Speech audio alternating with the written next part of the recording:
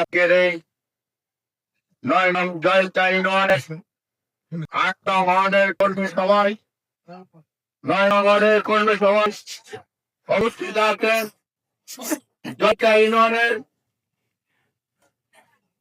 যুগ্ম আহ্বায়ক সোহেল ভাই, উপস্থিত আছেন জয়তা ইউনিয়নের যিনি বিগত সংগ্রামী আন্দোলনে নির্যাতিত ছিলেন, সরকার আমলে আমাদের অন্যতম নেতা জয়তানের যুগ্ম আহ্বায়ক জঙ্গলম ভাই, উপস্থিত আছেন আরেক টুকরা নেতা জাতীয়তাবাদী দলের যুগ্ম আহ্বায়ক নেতা সাইদুল ইসলাম, উপস্থিত আছেন যিনি জয়তা ইউনিয়নের আরেক যুগ্ম আহ্বায়ক 9 নং ওয়ার্ডের কৃতি সন্তান আমাদের দেহর শাহ আলম, পরবর্তী মন্ত্রীর সম্মানিত অতিরিক্ত উপস্থিত আছেন আজকে যারা কেন্দ্রীয় এবং মন্ত্রীর উপস্থিত সম্মানিত অতিথিবৃন্দ, আসসালামু আলাইকুম।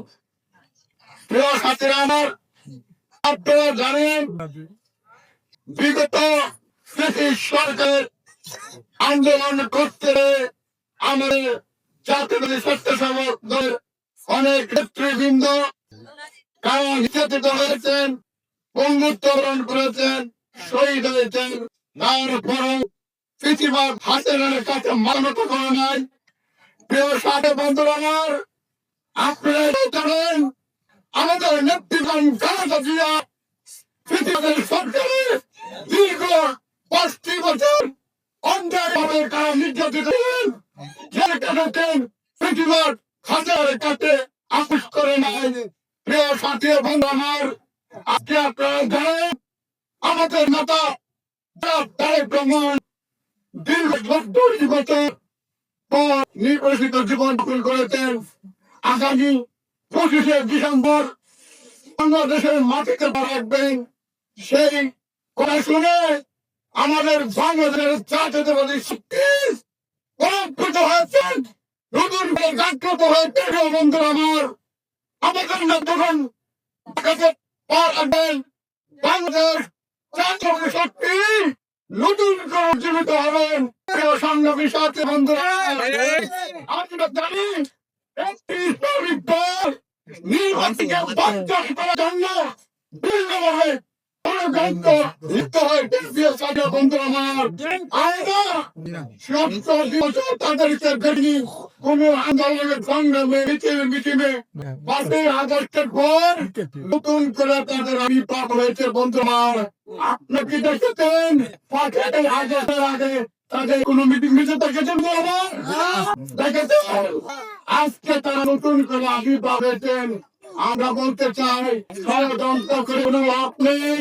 বাংলাদেশ জাতীয়তাবাদী বিএনপি সব সময় একই রাজনৈতিক দল হিসাবে জনগণকে সব সময় তাদের কাজ করে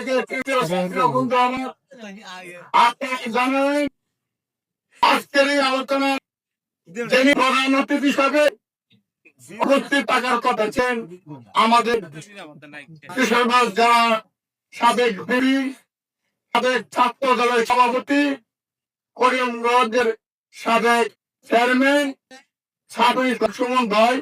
উনি অসুস্থ বোধ করার কারণে উনি আসতে পারেন না।